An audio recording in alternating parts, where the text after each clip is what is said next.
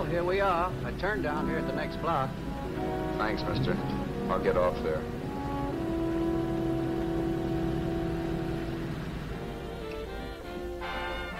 Want anything else? No. Hey, you. Me? Yeah, you. Where you heading? East. Too bad. I thought if you was heading north, I might be able to help you out. I'm pushing to Salt Lake, and I don't like to ride it alone at night. I'm one of those guys that got to talk or I fall asleep. Oh, sure, not much. Your partner, he's got Lou to keep him company, but I ain't got nobody at all. Where you coming from? West. Yeah, sure, I know, but where, L.A.? Maybe. I got a cousin out in L.A. You don't say. Yeah, he's been out. You're not much of a talker, are you? My mother taught me never to speak to strangers. Oh, a wise guy. So what? Okay, don't get sore. Just trying to be sociable, that's all. Hey, Glamorous. You change for a dime, will you?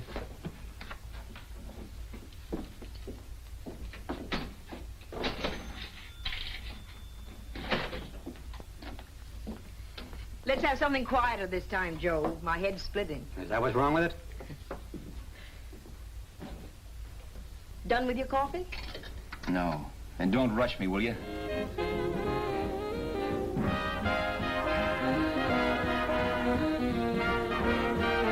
Hey, turn that off. Will you turn that thing off? What's eating you now? Yeah, what's eating you? That music, it stinks. Oh, you don't like it, huh? No, turn it off. Oh, wait a minute, pal. That was my nickel, see? This is a free country. And I play whatever I want to. Okay. Sure, and if you don't like it, you don't have to listen to it. And you can leave here anytime you want to. Okay, I'm sorry I asked. First good piece played tonight and you don't like it. Some people just ain't got any good taste.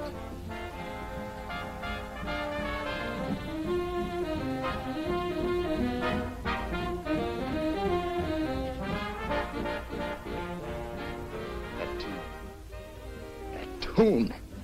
Why was there always that rotten tune? Following me around, beating in my head, never letting up. Did you ever want to forget anything? Did you ever want to cut away a piece of your memory or blot it out? You can't, you know. No matter how hard you try. You can change the scenery, but sooner or later you'll get a whiff of perfume or somebody will say a certain phrase or maybe hum something. Then you're licked again. I can't believe that you're in love with me. I used to love that song once. So did the customers back in the old Break of Dawn club in New York.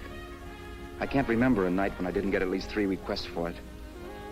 Sue, she was always selling it too. Those were the days.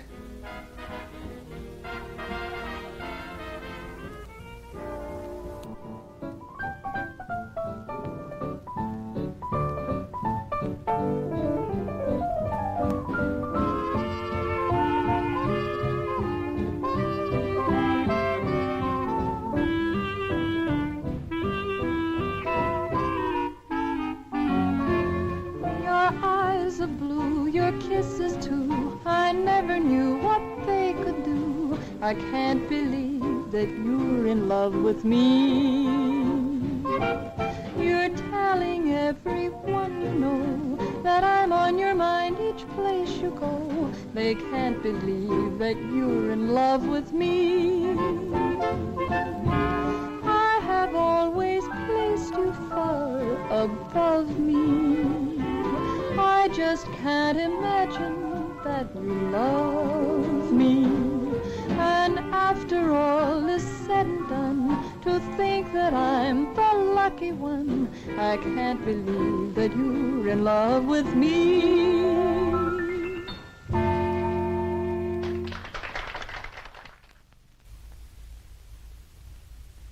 It wasn't much of a club, really.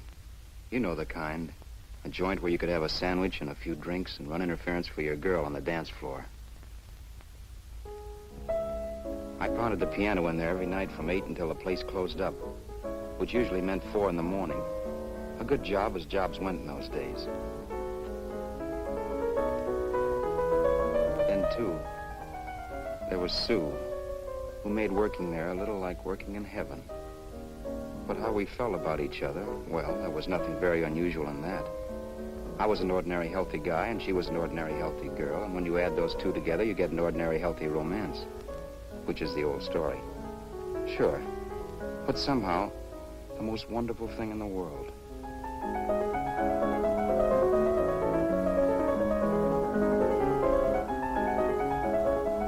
All in all, I was a pretty lucky guy.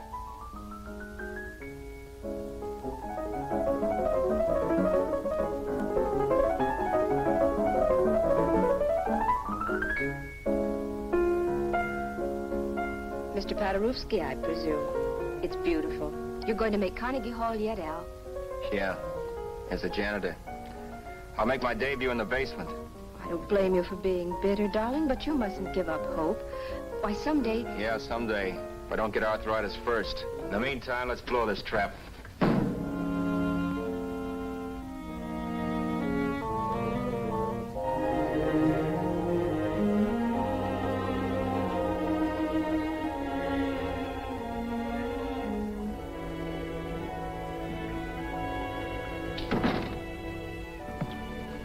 Like to get something to eat, hon? Oh, I don't think so, Al. I lose my appetite working in this flea bag. Let's go home. Okay. I can't stand much more of that dump. Did you see that drunk tonight trying to paw me? No, what drunk? Does it matter what drunk? Say, what's the matter with you tonight, darling? That's the third time you started to tell me something and then stopped. We shouldn't have any secrets from each other, Sue. Next week, we're going to make with the ring and the license. You and me will be a team. Yes, that's right. In the Bush League. I don't get you. We've been struck out.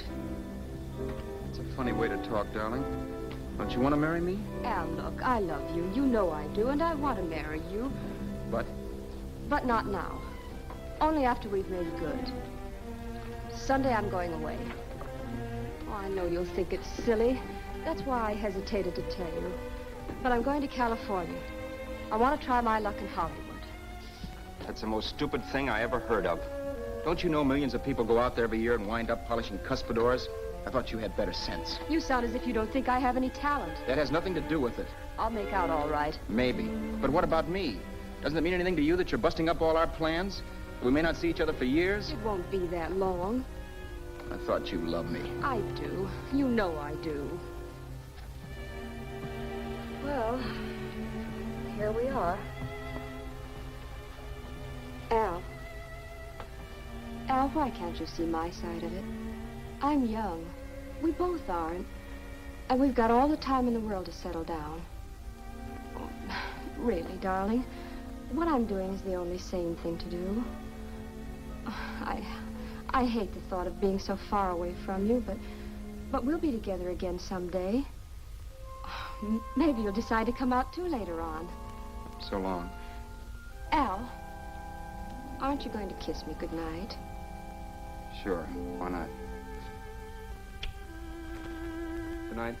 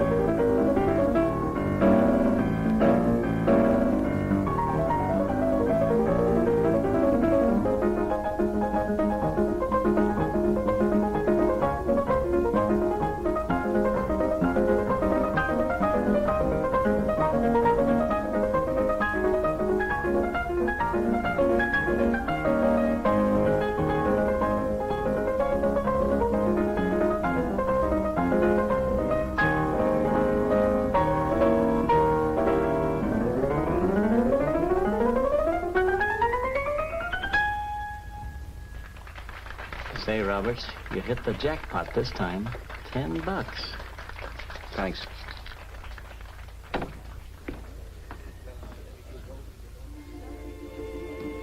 So when this drunk handed me a 10 spot after a request, I couldn't get very excited. What was it, I asked myself? A piece of paper crawling with germs.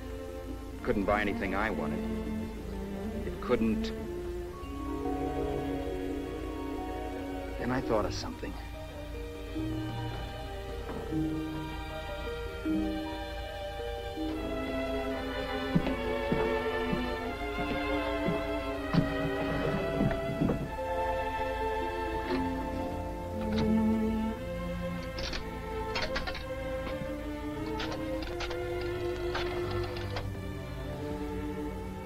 Long distance.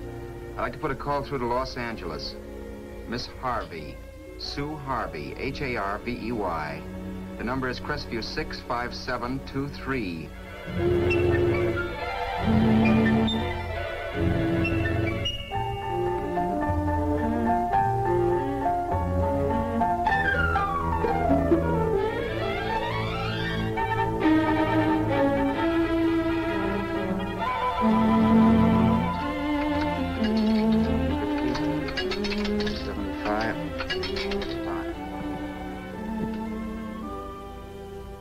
Hello, Sue? This is Al. Oh, baby, it's great to hear from you, too. What's that? You do? Oh, me too, darling. I thought I'd go batty without you. I just had to... Huh? You're working as a hashlinger? Gee, honey, that's tough. Those guys out in Hollywood don't know the real thing when it's right in front of them. You just stick it out, Sue, baby. Keep going around to those casting offices. I'm sure you'll click. Look, I'll tell you what. You stay put out there, I'll come to you. No, don't try to stop me. Just expect me. Train? Who knows? Train, plane, bus, magic carpet. I'll be there if I have to crawl. If I have to travel by pogo stick. And then, let's get married right away, huh? That's the stuff. That's what I've been wanting to hear you say. Well, goodbye for now. I'll be seeing you soon. Yeah. Bye. The only way I could cross country was to thumb rides. For even after hawking everything, I only had enough money to eat. Money. You know what that is. It's the stuff you never have enough of. Little green things with George Washington's picture that men slave for, commit crimes for, die for. It's the stuff that has caused more trouble in the world than anything else we ever invented. Simply because there's too little of it. At least I had too little of it. So it was me for the thumb.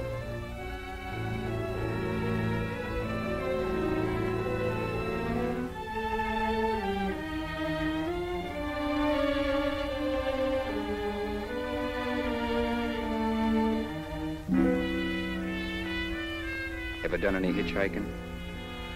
It's not much fun, believe me. Oh, yeah, I know all about how it's an education, how you get to meet a lot of people and all that.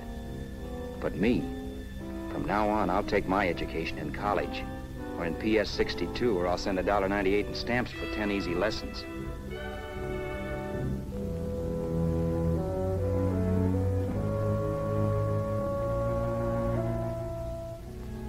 Thumbing rides may save you bus fare, but it's dangerous.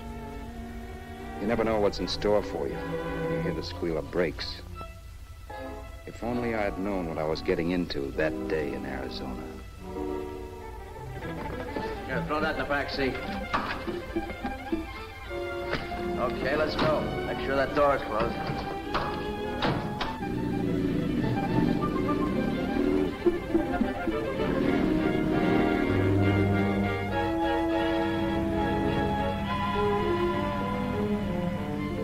You know, Emily Post ought to write a book of rules for guys thumbing rides. Because as it is now, you never know what's right and what's wrong. We rode along for a little while, neither one of us saying anything. I was glad of that. I never know what to say to strange people driving cars.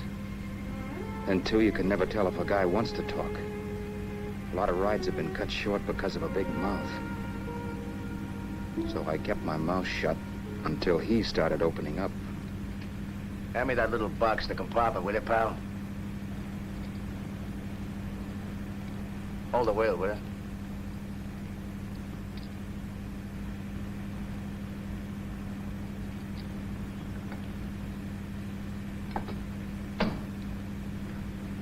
How far are you going? L.A. Well, you're really traveling, aren't you? Yeah, but I don't expect to make it for a couple of years at the rate I've been promoting rides. Not much luck, huh? Sure, all bad.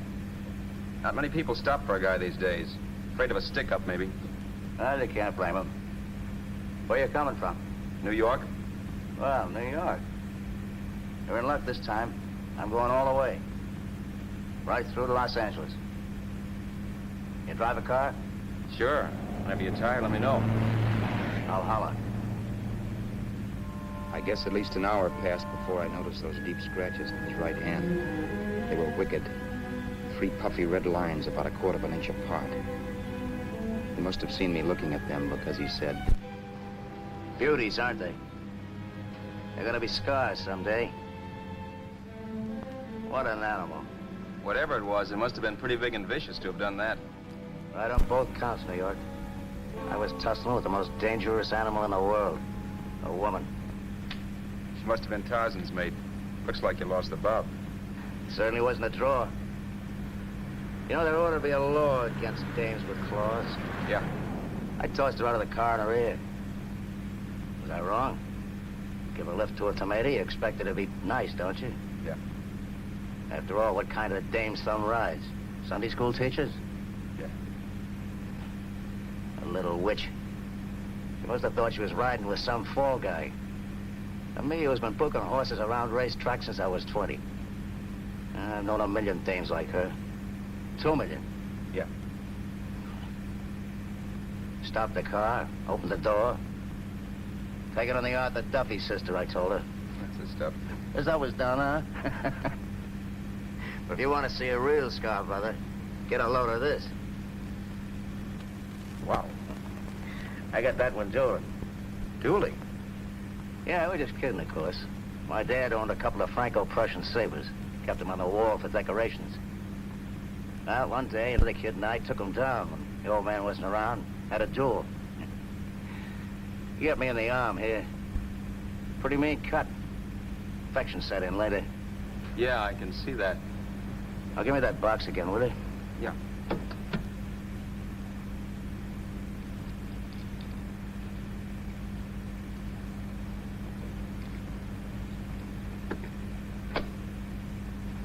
Pain made me lose my head, I guess. I began slashing. Before I knew it, I'd put the other kid's eye out. That was tough. Well, it was just an accident, of course. But you know how kids are. I got scared, decided I was going to run away from home. Old man almost caught me when I was packing my duds. The bloody rag I had wrapped around my wrist hadn't caught his attention. You'd seen the bundle for sure. But I beat it when he was phoning for a doctor. That was 15, 16 years ago. I haven't been home since. Pull in there for a bite or something, huh? A bite or something. Brother, was I hungry. I hadn't had anything in my stomach for hours. Yet even with that gnawing in the pit of my belly, I didn't want to be in too big a rush to put on the feed bag. First, I had to make sure this guy knew the score. If I got him down on me, goodbye ticket to Hollywood. I'll wait out here for you, mister. If it's the money, don't worry about paying for it. This time it's on me. Well, that's what... Haskell, think nothing of it. You make your first million, maybe you can do the same for me. Come on, New York. I gotta make the West Coast by Wednesday. There's a horse running at Santa Anita named Pirate Bicycle. Means dough to me if I'm on him. We'll make it all right. He did most of the talking during the half hour we were in the place. I ate. He rambled on about his old man, whom he hadn't heard from since he ran away as a kid. Now he happened to become a bookie. And then all about how he got rooked in Miami. One race, 38 grand. They cleaned out my book. How do you like that? That was tough luck. Yeah, and I'm supposed to be the smart guy. Well, you just wait. I'm going back to Florida next season with all kinds of jack. And you watch those stinkers run for cover. Want anything else? No, thanks. I've had plenty.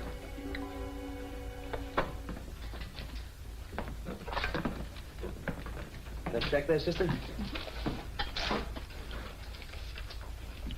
Oh, just a minute. Your change, sir. Keep it, sister. Oh, thank you, sir. Call again. I'll be waiting outside for you when you finish work. Sharp check, huh?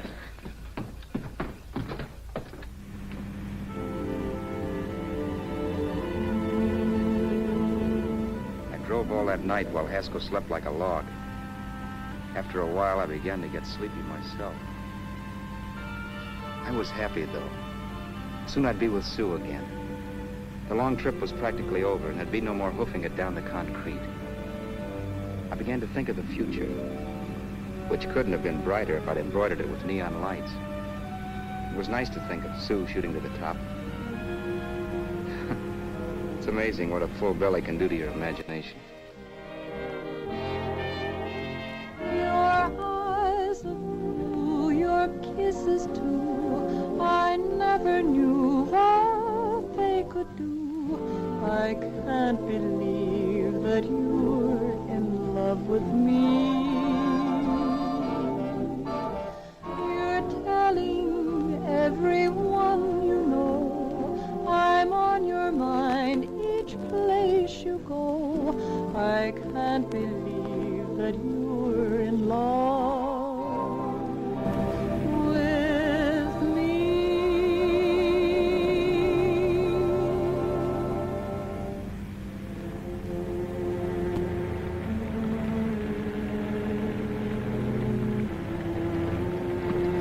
Mr. Haskell?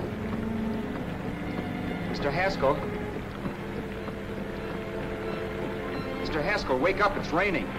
Don't you think we ought to stop and put up the top?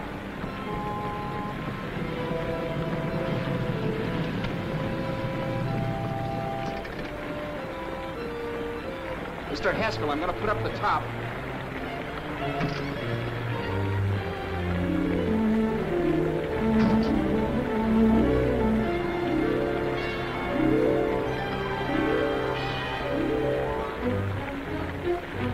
Until then, I'd done things my way. But from then on, something else stepped in and shunted me off to a different destination than the one I had picked for myself. But when I pulled open that door... Mr. Haskell, what's the matter?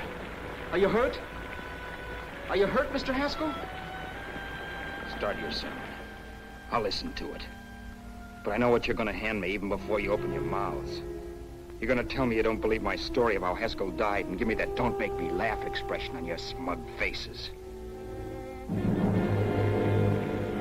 I saw it once he was dead, and I was in for it. Who would believe he fell out of the car? Why, if Haskell came too, which of course he couldn't, even he would swear I conked him over the head for his dough. Yes, I was in for it. Instinct told me to run, but then I realized it was hopeless. There were lots of people back down the road who could identify me. That gas station guy and the waitress. I would be in a worse spot then, trying to explain why I beat it. The next possibility was to sit tight and tell the truth when the cops came. But that would be crazy. They'd laugh at the truth. I'm not having my head in a noose. So what else was there to do but hide the body and get away in the car? I couldn't leave the car there with him in the gully.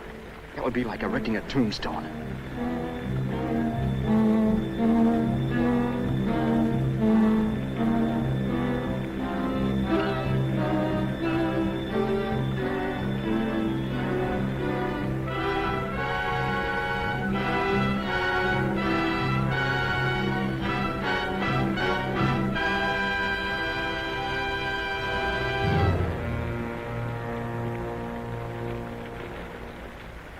My idea was to cover him with brush, not to rob him. But then I remembered that even if I only drove the car for 100 miles or so, I would need money for gas. Besides, it was stupid of me to leave all that money on a dead man. Not only that, I'd have to take his driver's license in case I was stopped for something. I didn't like to think about it, but by that time I'd done just what the police would say I did, even if I didn't. My clothes. The owner of such an expensive car would never be wearing them. Some cop might pull me in on suspicion.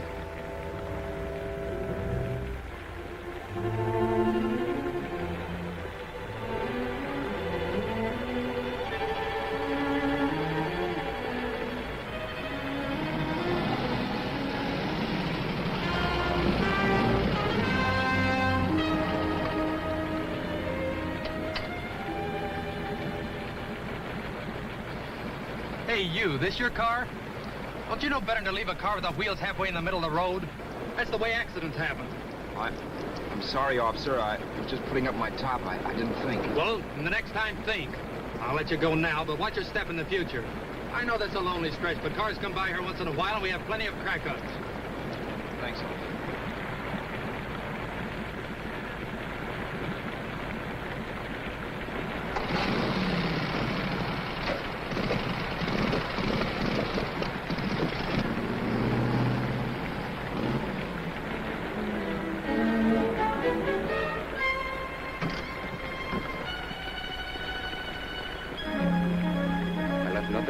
would give me away as Roberts. If they found a dead man in the gully now, it would be me.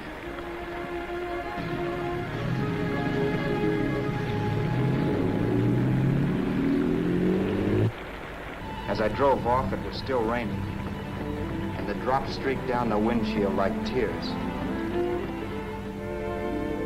I kept imagining I was being followed and that I could hear sirens back in the distance. Just how long it took me to cover the 60-odd miles to the California state line, I don't know. I lost all track of time. But the rain had stopped and the sun was up when I pulled up to the inspection station. Hello? Carrying any fruits or vegetables? No. Any livestock or poultry? No. I'd like to see your registration and driver's license, please. Anything in the baggage compartment? Just baggage. Charles Haskell, Jr., age 30, brown eyes, dark hair. Identifying marks, none. Are you Charles Haskell, Jr.? Yes. Well, remember, if you're employed and you stay over 30 days, you take out California plates. All right, officer, but I'll only be in the state a short while. Right, you can go now.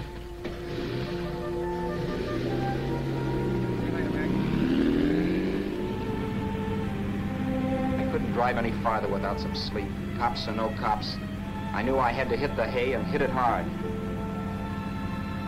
I was dead tired.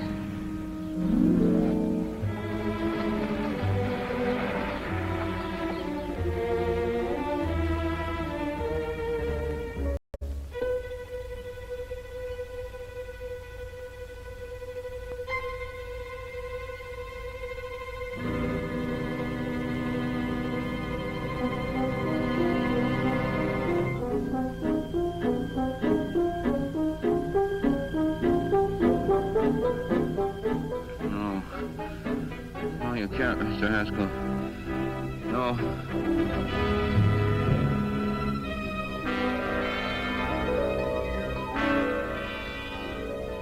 Mr. Haskell, you can't die. I think I did it. No, Mr. Haskell. No. No.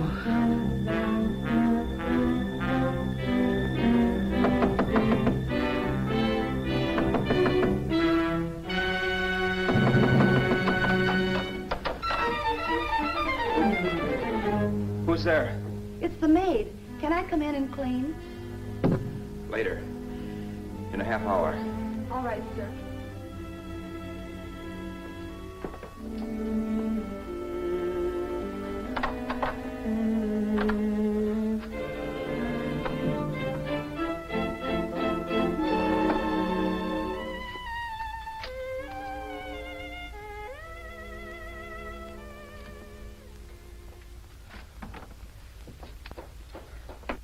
There was no time to lose. Every minute I had to be Charles Haskell was dangerous. And I'd have to be Charles Haskell until I got to some city where I could leave the car and be swallowed up.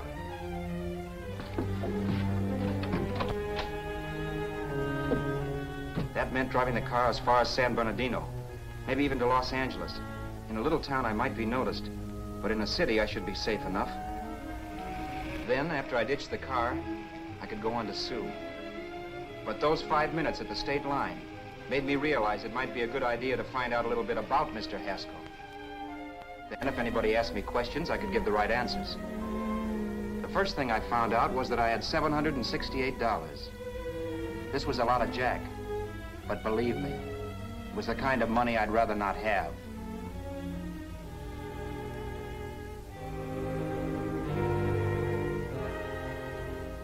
And then I found out from a letter Haskell was carting around in his bag that he wasn't the open-handed, easygoing big shot who went around buying dinners for strange hitchhikers. Before I got done reading it, I saw him more as a chiseler.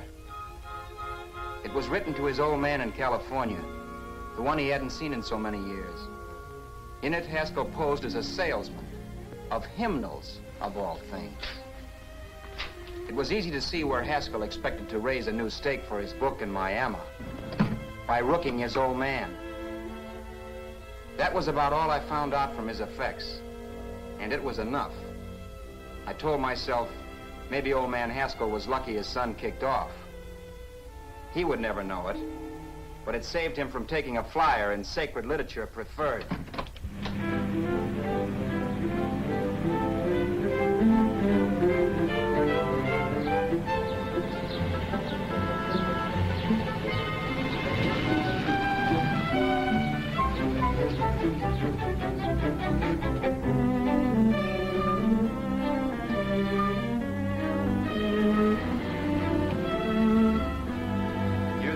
At Desert Center, I pulled up for water. There was a woman. Hey, you! Come on if you want to ride.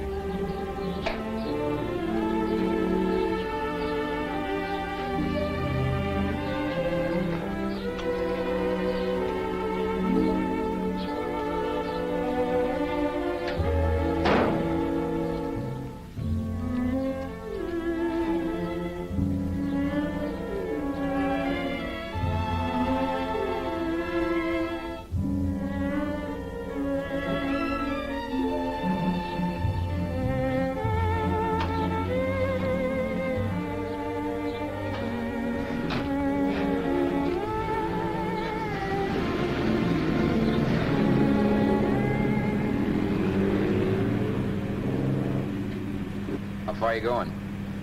How far are you going?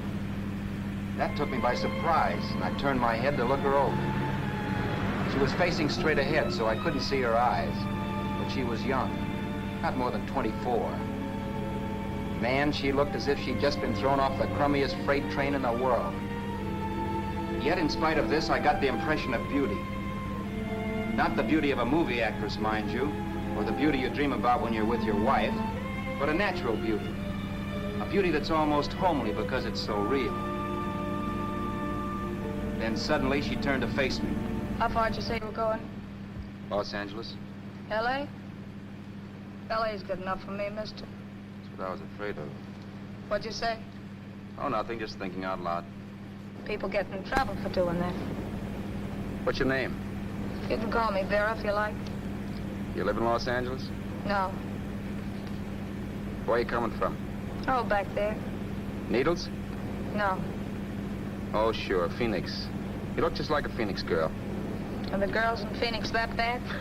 The girl must have been pretty tired, because she fell asleep not 20 minutes after she stepped into the car. She lay sprawled out with her head resting against the far door, like Haskell. I didn't like that part of it much, but I didn't wake her up. It wasn't that this girl still worried me. I'd gotten over that funny feeling I had when she looked at me, which I put down as just my jangled nerves. With her eyes closed and the tenseness gone out of her, she seemed harmless enough. And instead of disliking her, I began to feel sorry for her. The poor kid probably had had a rough time of it. Who was she anyway? And why was she going to Los Angeles? And where'd she come from in the first place? The only thing I knew about her was her name. Not that it made any difference. A few hours more and we'd be in Hollywood. I'd forget where I parked the car and look up Sue. This nightmare of being a dead man would be over. Who this dame was, well, it was no business of mine. Where did you leave his body? Where did you leave the owner of this car? You're not fooling anyone. This buggy belongs to a guy named Haskell. That's not you, mister. You're out of your mind. That's my name, Charles Haskell. I can prove it. It's my driver's Save license. yourself the trouble, mister. Having Haskell's wallet only makes it worse. It just so happens I rode with Charlie Haskell, all the way from Louisiana. He picked me up outside of Shreveport. You rode? You heard me. Then it all came back to me. All the talk about dueling and scars and scratches. There was no doubt about it. Vera must be the woman Haskell had mentioned. She must have passed me while I slept. Well, I'm waiting. My goose was cooked. She had me. That Haskell guy wasn't dead yet. He wasn't stretched out stiff and cold in any Arizona gully. He was sitting right there in the car, laughing like mad while he haunted me. Well? There was nothing I could say. It was her move. Vera, whatever her name was just my luck picking her up on the road. It couldn't have been Helen, or Mary, or Evelyn, or Ruth. It had to be the very last person I should ever have met. That's life. Whichever way you turn, fate sticks out a foot to trip you.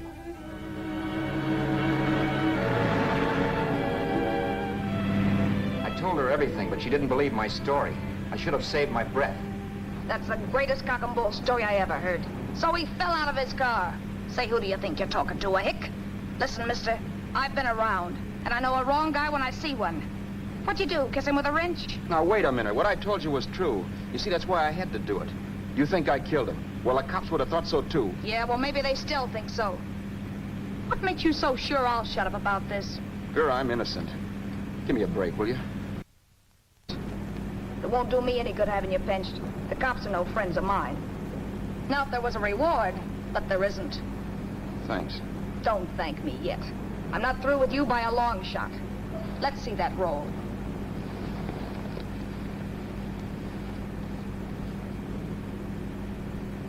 Is that all Haskell had? Isn't it enough? No, I thought he had more. Not that I know of. You can search me. You think I'm holding out on you? Well, maybe I will at that. He told me he was going to bet $3,000 on a horse named Paradisical on Wednesday at Santa Anita.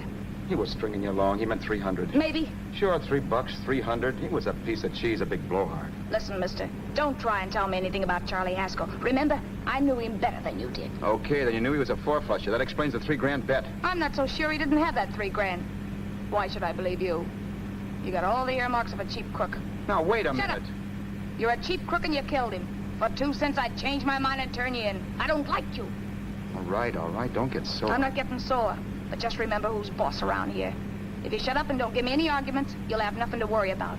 But if you act wise, well, mister, you'll pop into jail so fast it'll give you the bends. I'm not arguing. Well, see that you don't.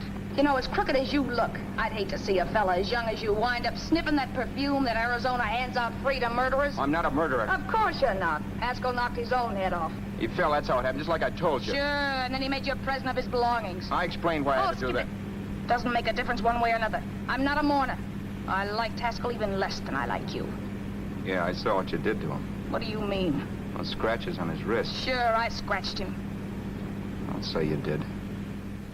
So your idea was to drive the car a little way, maybe into San Bernardino, and then leave it. You weren't gonna sell it? Sell it? You think I'm crazy? Somebody else's car? See, all I want to do is leave it somewhere and forget I ever saw it. Not only don't you have any scruples, you don't have any brains. I don't get you. Maybe it's a good thing you met me. You'd have got yourself caught, sure. Why, you dope. Don't you know a deserted automobile always rates an investigation? Huh? Look, the cops find a car. Then they get curious. They wonder where the owner is. So, all right, they don't trace Haskell. They trace you. I never thought of that. The only safe way to get rid of the car is to sell it to a dealer. Get it registered under a new name. Say, stop at the next store. I want to get a bottle and do some shopping before we hit L.A. Okay. As soon as we find a place, I'll drop you off and pick you up later. Nothing doing. You're coming in, too. From now on, you and I are like the Siamese twins. Have it your way, but I don't get the point. The point is, I don't want you to get lost. I'm not going to beat it if that's what you're afraid of. I'll say you're not. Well, I'm going to see that you sell this car so you don't get caught. Thanks. Of course, your interest wouldn't be financial, would it? You would want a small percentage of the profits. Well, now that you insist, how can I refuse? 100% will do. Fine. I'm relieved.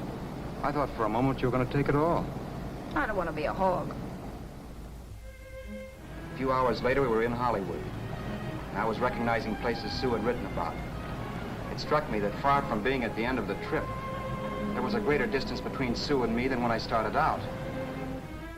Vera wasn't kidding with that Siamese twins crack. She rented a little apartment as Mrs. Charles Haskell. When I objected to this, she explained that it was on account of the car. A dealer might think something was funny if he called and found we were using different names.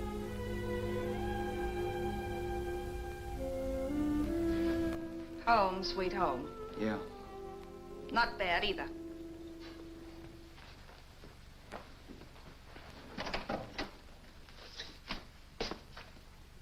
In case there's any doubt in your mind, I'll take the bedroom. Yeah. Sure is stuffy in here.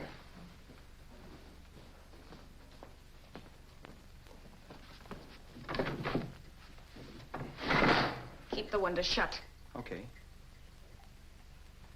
The old crow downstairs said there's a folding bed behind this door.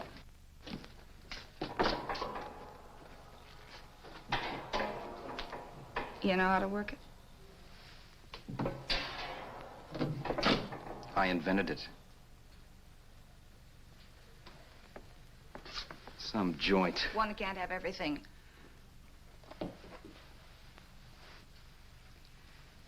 I'm first in the bathtub. I don't know why, but I figured you would be.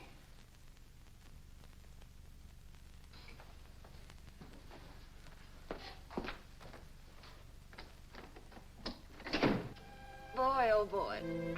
Sure feels good to be clean again. I must be 10 pounds lighter. You must be.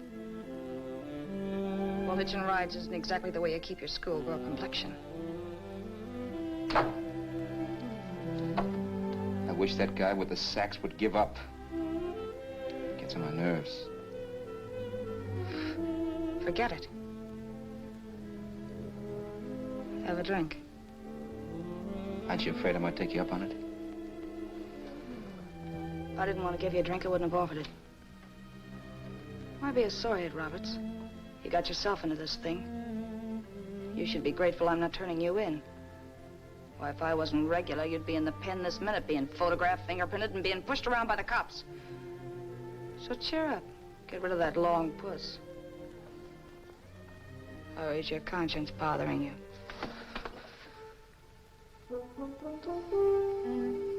No.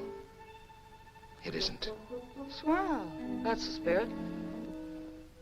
He's dead and no moaning around will bring him back.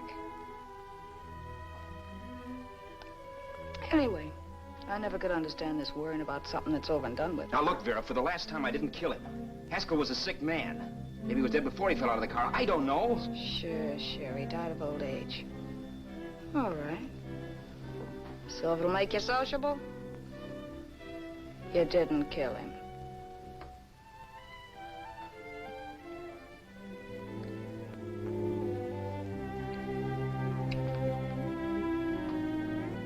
Thanks.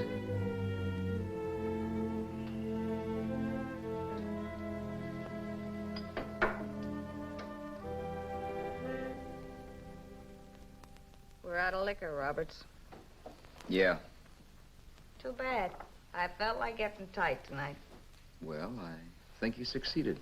Am I tight? As a prima donna's corset. That's good. I wanted to get tight. Why? What have you got to get tight about? Oh, I don't know. Few things. You should have my worries. If I had your troubles, I'd stay sober. And I've got the key to that door. Yeah. Maybe you're right. I'm always right. You know, I don't like your attitude, Roberts. Well, there's a lot of things I don't like. Sure. But life's like a ball game. You gotta take a swing at whatever comes along before you wake up and find it's the ninth inning. You read that somewhere. That's the truth, Roberts. All you do is bellyache. Taking it easy and, well, trying to make the best of things.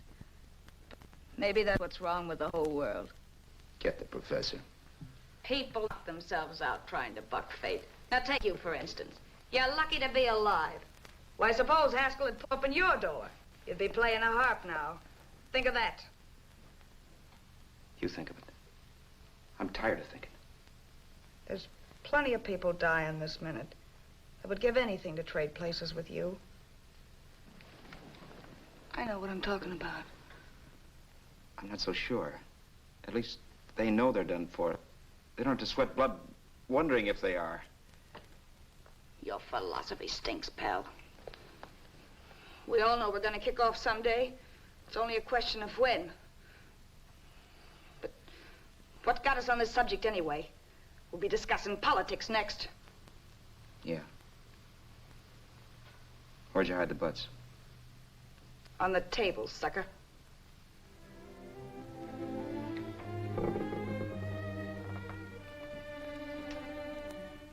We bored each other with conversation for a couple of hours longer. Every 5 minutes, one of us was wishing we had another bottle or a radio or something to read. Then finally, we ran out of chatter. I know it's only 11 o'clock, but I want to get up early and make the rounds of the used car lots. No hurry about that. We've got all the time in the world. Maybe you have, but if you think I want to stay cooped up in this place any longer than I have to, you're batty. It's not a bad place. Pay plenty for diggings like this in New York. I wouldn't like it if it was the Ritz.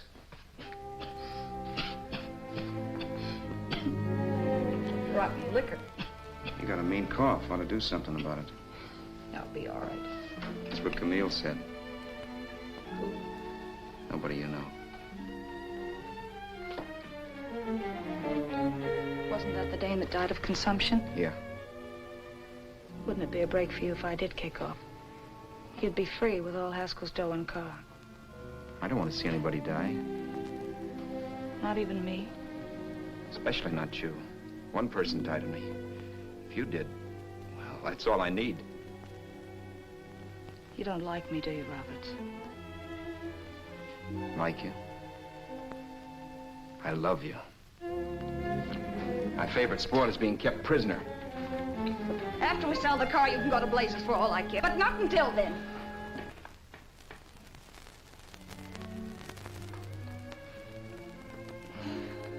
I'm going to bed.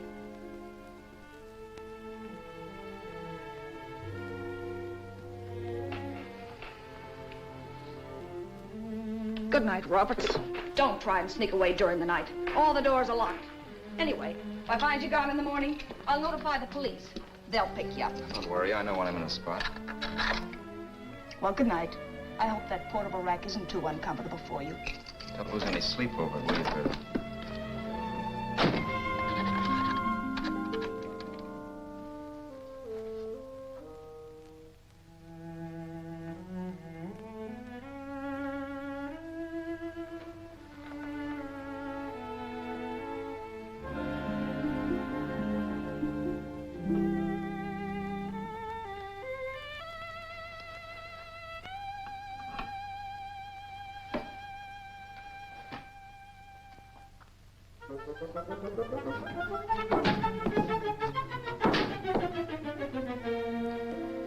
Cristview. 6, 5, 7, 2, 3. Hello? Hello? Hello? Hello?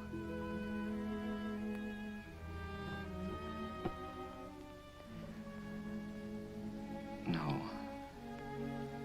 Not yet, darling. Tomorrow. Maybe.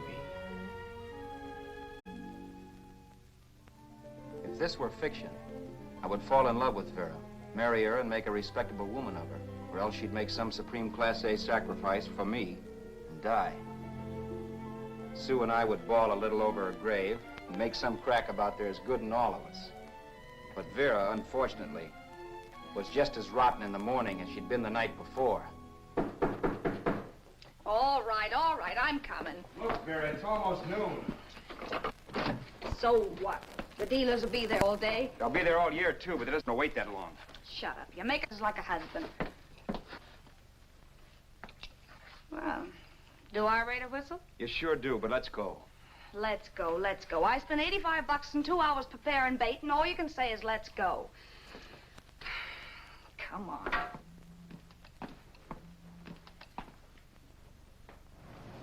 We passed a few used car lots last night down this way.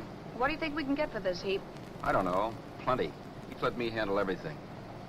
Think we can get $2,000? I don't know, but don't worry. I'll squeeze as much out of this guy as I can. If I let it go cheap without a fight, he might think we've stolen the car. And listen, don't make any slips and call me Roberts. That'll cook us. I don't need you to tell me that. You better just sit by and keep your mouth closed.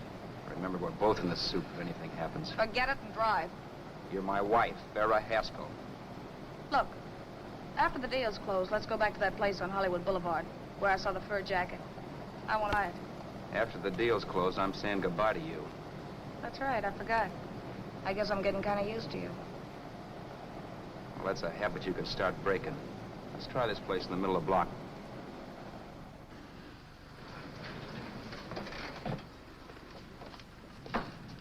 Good afternoon. What can I do for you? We're interested in selling a car. If the price is right. Well, if it's in good mechanical condition, it should blue book for about $1,600.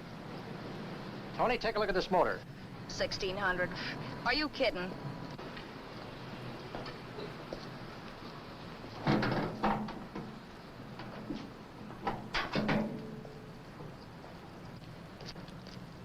Well, maybe 1850.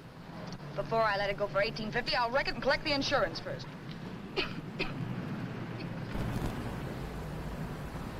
Lately, this motor's seen a lot of driving.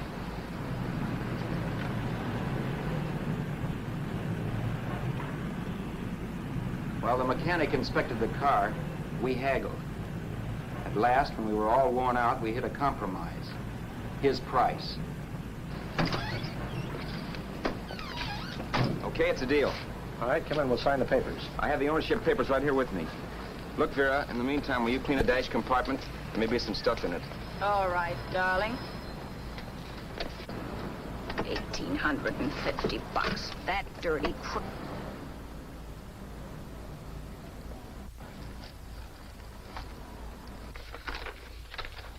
New York, huh?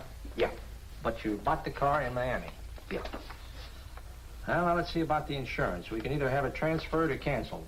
What kind of insurance do you have, Mr. Haskell? Well, aren't all the papers there? I don't see any. Surely you know what type of insurance you carry in the car. The name of the company?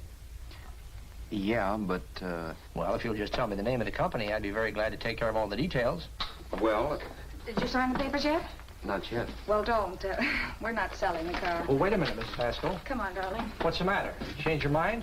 Yes, I'm sorry. I guess I have. But, Vera... Let's go.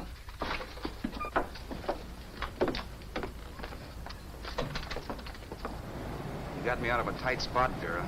But I still don't understand all this. You will in a minute. I almost threw away a gold mine. 1850 isn't to be sneezed at. The car doesn't book for as much as I thought. We're not selling the car. You want to keep it. Now, wait a minute, Vera. You said yourself I wouldn't be safe until the car was in someone else's name. I'd like to be free of this mess when I go. That's just it, Roberts. You're not going. There's a drive-in at the next corner. Pull in there and we'll get a bite to eat. And I'll explain. What is this, another one of your brilliant ideas?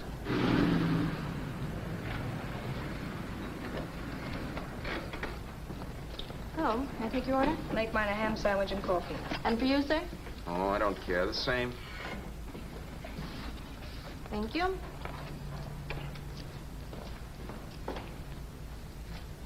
Get this, Vera.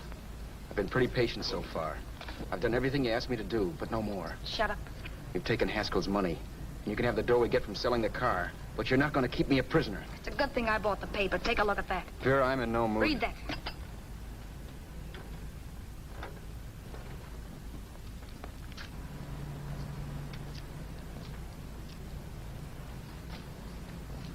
No. Yes. No, I won't do it. Yes, you will. You think I'm crazy? It's impossible, I tell you. Excuse me.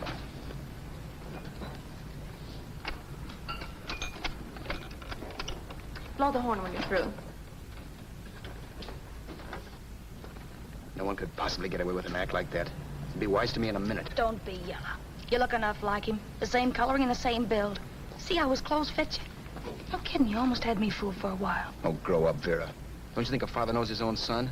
And there must be other relatives. The father won't have to know you. We'll wait till he gives up the ghost. He's an old geezer and he won't pull through. And as far as other relatives are concerned, they haven't seen you in 15 or 20 years. Eat. I'm not hungry. And I won't do it. It's not as tough as it sounds. Remember, you've got all kinds of identification. His car, letters, license. I could never get away with it. It's the stupidest thing I've ever heard. The old boy has scads of dough. Look in the paper there. Personal fortune assessed at over 15 million. He'll leave plenty, I tell you. Maybe he cut off his son. How do we know? It's out, Vera. I won't have anything to do with it. I think you will. Look, Vera, I'll do anything within reason. But not that. So forget it. I'll find yourself another stooge. You sap. You'll be fixed for the rest of your life as Charlie Haskell. You can take your inheritance and go away. No more worrying about the rent, no sweating, scheming, wondering where your next meal's coming from. Think about that, Roberts. Vera, please, you're talking too loud. On this, I'm splitting 50-50 with you. Sure, why not? We're both alike, both born in the same gutter. Now, take it easy, Vera. There's people around here. You don't know what you're talking about. We'll wait till we read that old man Haskell's dead. Then you show up. Like you read in New York that he was sick. No. Suppose he doesn't die. He will. I know he will. Something tells me. But as much as I insisted I would have no part of her scheme, Vera was taking it for granted I would. Neither of us had our mind on the cards as we played that night. I knew we were just trying to kill time between newspaper editions. This was a death watch for Vera. Maybe it was for me, too. Don't you realize if I'm caught, they'll want to know where I got the car and stuff, and they'll have me on a murder charge. If you're smart, you won't get caught. I knock for 7.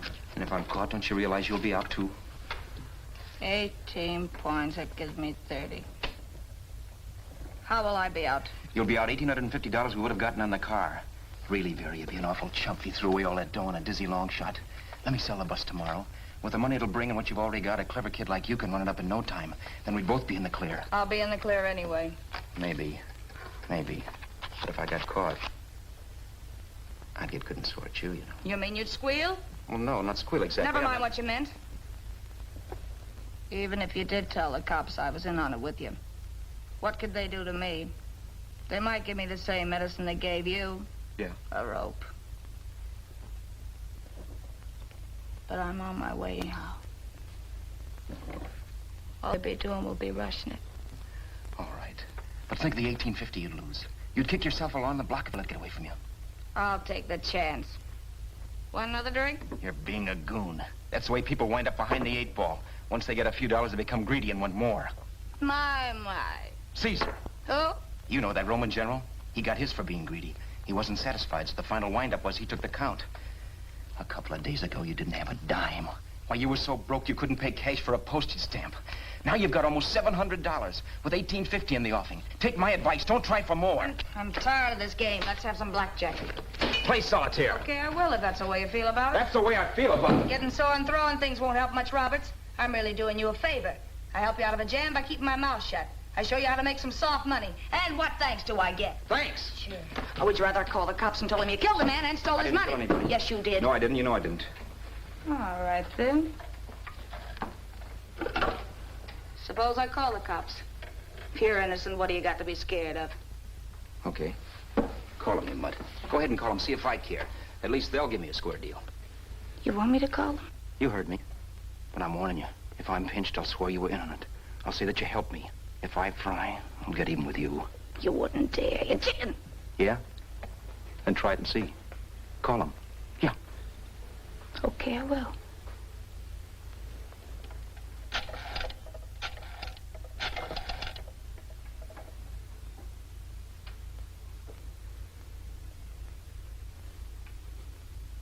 Information? I want the number of the Hollywood police station. Okay, I got it, thanks. Wait a minute, Vera. You wouldn't do that. Well, wouldn't do that, and I'll show you if I would. Take it easy now. Let's talk this over. This was early in the evening, and the conversation, while hectic, was at least pitched low. But as the minutes passed, and more obstacles to her plan popped into my head, the air got blue. Each word coming from our lips cracked like a whip. I reminded her that as Charles Haskell, I didn't even know my mother's name, where I'd gone to school, the name of my best friend, whether I had an Aunt Emma or not, my religion, and if I'd ever owned a dog. I didn't even know what my middle initial stood for. I also pointed out that the real Haskell had a scar on his forearm. His people never saw that scar. He told me he ran away right after putting out the kid's eye. Yeah, but his father knew he was cut. It'd have to be some kind of a mark. So what? The old man's dead, or will be. I hope by tomorrow morning's papers. Anyway, you could cut yourself a little, couldn't you? Boy, for that kind of dough, I'd let you cut my leg off. You're drunk and you're crazy mad, Vera. Turn me in if you want to, but I won't get mixed up in this. Besides, how do we know? Haskell was such a phony. Maybe he wasn't the man's son at all. Maybe he just dreamed it up. Well, dream it or not, you won't be dreaming when the law taps you on the shoulder. There's a cute little gas chamber waiting for you, Roberts. And I hear extradition to Arizona's a cinch. Where's that phone? Vera! Leave me alone! Vera! Here. I want a phone. Call police. I hate you, you stinker. You leave me alone. I'll let you alone when you promise to leave the phone where it is. You're drunk. You don't know what you're doing. You're hurting me. Will you promise? All right.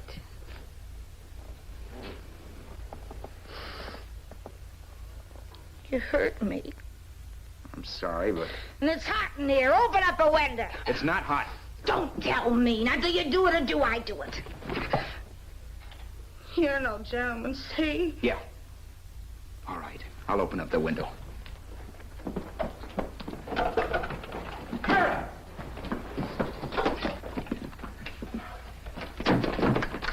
Vera, open the door. Please open the door. Vera, open the door. Don't use the phone. Listen to me. I don't like you, Roberts. You're no gentleman, see? You hurt my hand, and I'm going to get even with you. If you don't open the door, I'm going to kick it down, Vera. Vera, don't call the cops. Listen to me. I'll do anything you say. Vera, let me in. I'll break the phone.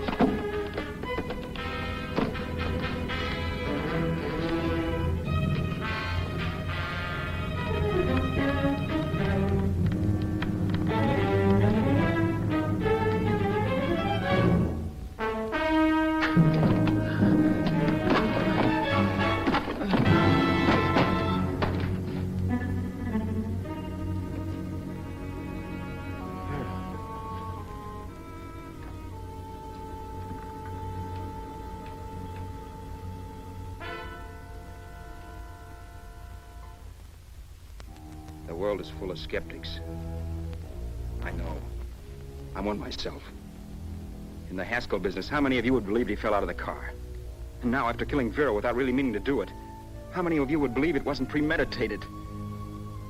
In a jury room, every last man of you would go down shouting that she had me over a barrel and my only out was force. The room was still. So quiet that for a while I wondered if I had suddenly gone deaf. It was pure fear, of course. And I was hysterical, but without making a sound. Vera was dead, and I was her murderer. Murderer? What an awful word that is. But I'd become one. I'd better not get caught. What evidence there was around the place had to be destroyed. And from the looks of things, there was plenty. Looking around the room at things we'd bought was like looking into the faces of 100 people who'd seen us together and who remembered me. This was the kind of testimony I couldn't rub out. No. I could burn clothes and hide bottles for the next 5 years. There'd always be witnesses. The landlady, for one. She could identify me. The car dealer, the waitress in the drive-in, the girl in the dress shop, and that guy in the liquor store. They could all identify me. I was cooked. Done for. I had to get out of there. While once I'd remained beside a dead body, planning carefully how to avoid being accused of killing him, this time I couldn't. This time I was guilty. I knew it. Felt it. I was like a guy suffering from shock. Things were whirling around in my head. I couldn't make myself think right. All I could think of was the guy with the saxophone and what he was playing. It wasn't a love song anymore. It was a dirge.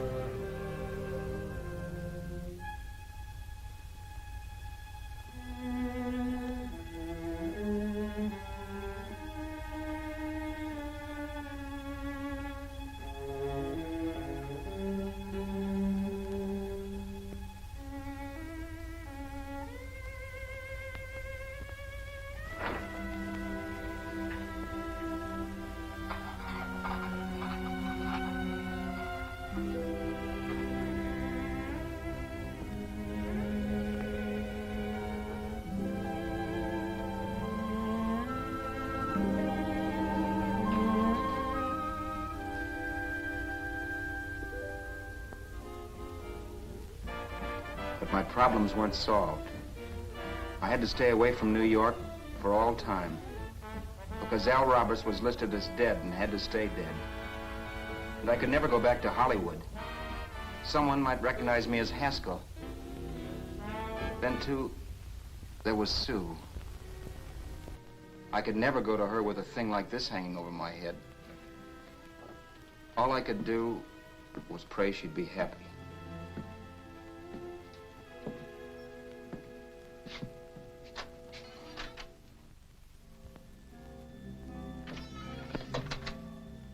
I was in Bakersfield before I read that Vera's body was discovered, and that the police were looking for Haskell in connection with his wife's murder. Isn't that a laugh? Haskell got me into this mess, and Haskell was getting me out of it. The police were searching for a dead man. I keep trying to forget what happened, and wonder what my life might have been if that car of Haskell's hadn't stopped. But one thing I don't have to wonder about. I know. Someday a car will stop to pick me up that I never thumbed.